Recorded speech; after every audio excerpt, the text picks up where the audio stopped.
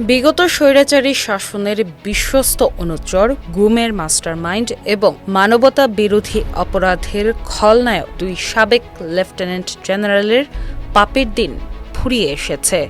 আজ রোববার ২৯ মার্চ আন্তর্জাতিক অপরাধ ট্রাইব্যুনালে প্রতিরক্ষা গোয়েন্দা মহাপরিদপ্তরের ডিজিএফআই সাবেক মহাপরিচালক লেফটেন্যান্ট জেনারেল অবসরপ্রাপ্ত শেখ মামুন খালেদ এবং অবসরপ্রাপ্ত লেফটেন্যান্ট জেনারেল মাসুদ উদ্দিন চৌধুরীর বিরুদ্ধে গ্রেপ্তারের আবেদন করা হয়েছে।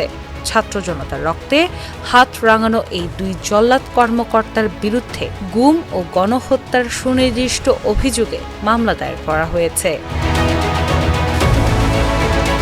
সাবেক ডিজিএফআই প্রধান লেফটেন্যান্ট জেনারেল অবসরপ্রাপ্ত শেখ মামুন খালেদের দোর্দণ্ড প্রতাপ এবং দুর্নীতির বিরুদ্ধে সামাজিক যোগাযোগ মাধ্যমে বিস্ফোরক তথ্য ফাঁস করেছেন পরিবেশ অধিদপ্তরের সাবেক পরিচালক মোহাম্মদ মুনীর চৌধুরী। তিনি অভিযোগ করেন, ঢাকার বিমানবন্দরের কাছে ২৫০ একর প্রাকৃতিক জলাশয় ও কবরস্থান দখল করে গড়া একটি অবৈধ আবাসন প্রকল্প রক্ষায় মামুন খালেদ তাকে সরাসরি হুমকি ও রক্তচক্ষু দেখিয়েছিলেন, এমনকি অভিযান বন্ধে পাঠিয়েছিলেন কর্নেল স্টাফকেও। জীবন ঝুঁকিতে নিয়ে সেই দাপট উপেক্ষা করে প্রকল্প বন্ধ ও জরিমানা আদায় করার স্মৃতিচারণ করে মুনীর চৌধুরী মামুন খালেদকে ক্ষমতার ফ্র্যাঙ্কেনস্টাইন হিসেবে অভিহিত করেন এবং জলসিঁড়ি আবাসন প্রকল্পে তার দুর্নীতি তদন্ত দাবি করেন। গত ২৫ মার্চ গ্রেপ্তার হওয়া এই ক্ষমতাধর কর্মকর্তার পতনকে আইনের শাসনের জয় হিসেবে দেখছেন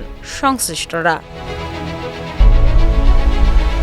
ইতিমধ্যে ডিবি পুলিশের খাঁচায় বন্দি কুখ্যাত শেখ মামুন খালেদকে গত বুধবার গভীর রাতে ডিওএইচএস এলাকা থেকে পাকড়াও করা হয়। গত ১৯ জুলাই মিরপুরে ছাত্র জনতার শান্তিপূর্ণ মিছিলে নির্বিচারে গুলি চালিয়ে দেলোয়ার হোসেনকে হত্যার নির্দয় নির্দেশদাতা হিসেবে তাকে শনাক্ত করা হয়েছে। বর্তমানে আদালতের নির্দেশে ৫ দিনের রিমান্ডে থাকা এই আসামিকে নিবিড় জিজ্ঞাসাবাদের মাধ্যমে তার আমলের অবর্ণনীয় গুম ও টর্চার সেলের লোমহর্ষক কাহিনী উদ্ঘাটনের চেষ্টা চলছে।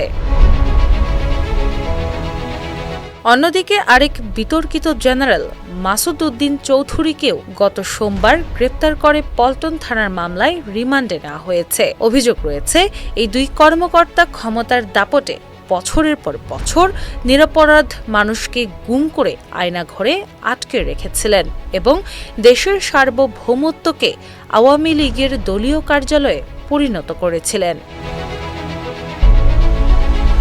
আইনজীবীরা জানিয়েছেন, কেবল সাধারণ হত্যা মামলা নয়, বরং আন্তর্জাতিক মানদণ্ডে মানবতা বিরোধী অপরাধের দায়ে তাদের সর্বোচ্চ শাস্তি নিশ্চিত করাই এখন সময়ের দাবি। ট্রাইব্যুনালে দায়ের হওয়া এই মামলার মাধ্যমে দেশবাসী আশা করছে, দীর্ঘ ১.৫ দশকের গুম খুনের রাজত্ব কায়েম করা এই সব ইউনিফর্মধারী সন্ত্রাসীদের দৃষ্টান্তমূলক বিচার বাংলার মাটিতেই হবে। দিনা ইসলাম, বাংলা বাজার পত্রিকা।